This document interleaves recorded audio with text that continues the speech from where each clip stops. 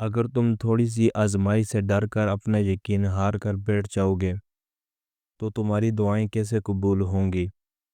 قبولیت کا ایک اصول یہ ہے: صبر رکھو، دعا کرو، اور اس کے بعد معجزوں کو پالو۔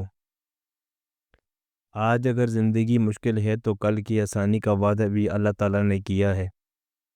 اللہ تعالیٰ سے مانگو، خوب مانگو، اللہ تعالیٰ آپ کی امید سے بڑھ کر آپ کو عطا کرے گا۔ اگر اللہ تمہیں انتظار کروا رہا ہے تو تیار رہو۔ جو تم مانگ رہے ہو اللہ تعالیٰ اس سے بڑھ کر تمہیں دے گا۔ گھبرائیں نہیں، میرے اور آپ کے معاملات جس کے سپرد ہیں وہ بہت غفور الرحیم ہے، وہ سب بہتر کر دے گا۔ پھر وہ تمہاری من پسند چیز تم تک لائے گا مقررہ وقت پر، اور تم حیران ہو جاؤ گے۔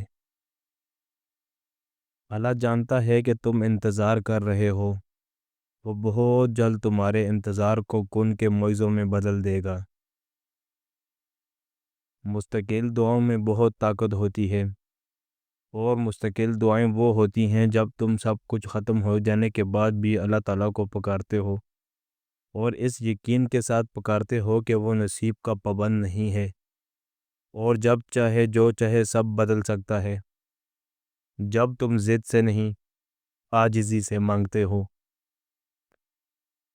جب اللہ ہمیں اس چیز سے آزماتا ہے جس کو کھونے کا ہم سوچ بھی نہیں سکتے، تو پھر صبر کرنے پر اللہ ہماری مدد بھی ان وسیلوں سے کرتا ہے جس کا ہم نے گمان بھی نہیں کیا ہوتا۔ بس اللہ پر توکل رکھو اور مشکل وقت میں صبر کرو۔ جب یقین اللہ کی ذات پر ہو تب ہر چیز کی پرواہ کرنا چھوڑ دیا کریں، کیونکہ وہ ذات کسی کو مایوس نہیں کرتی۔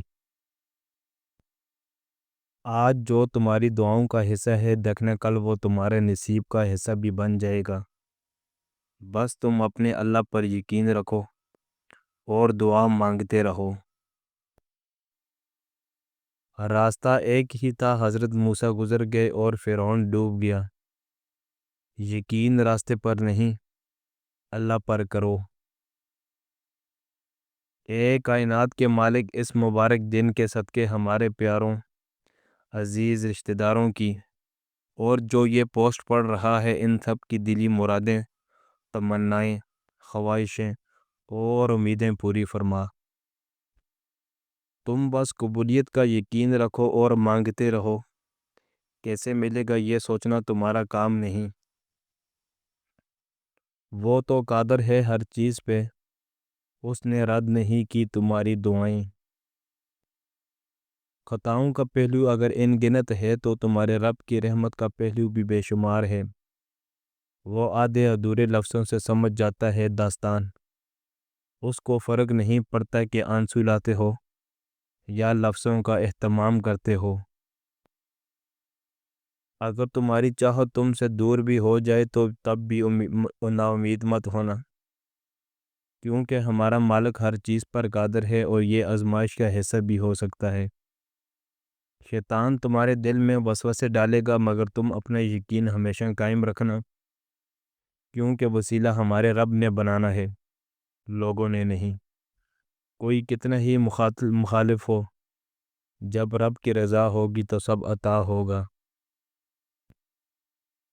آسمان سے کبھی ناکامی کا پیغام نہیں آتا، کبھی بھی نہیں۔ آسمان سے ہمیشہ ایک یقین دہانی آتی ہے کہ غم نہ کرو، بے شک اللہ تمہارے ساتھ ہے۔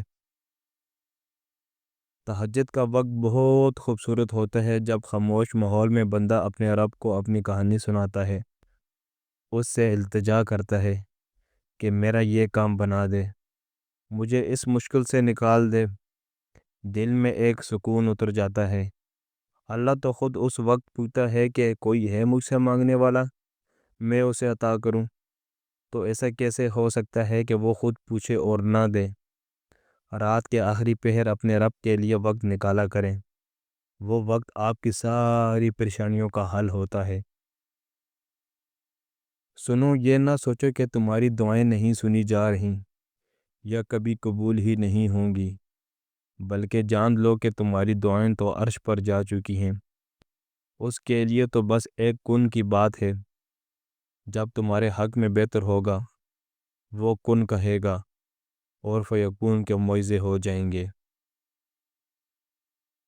تو پھر تم یہ کیوں نہیں سوچتے کہ بے شمار لوگوں میں سے تہجد کے وقت تمہارا سر سجدے میں جھک جانا محض اتفاق نہیں؟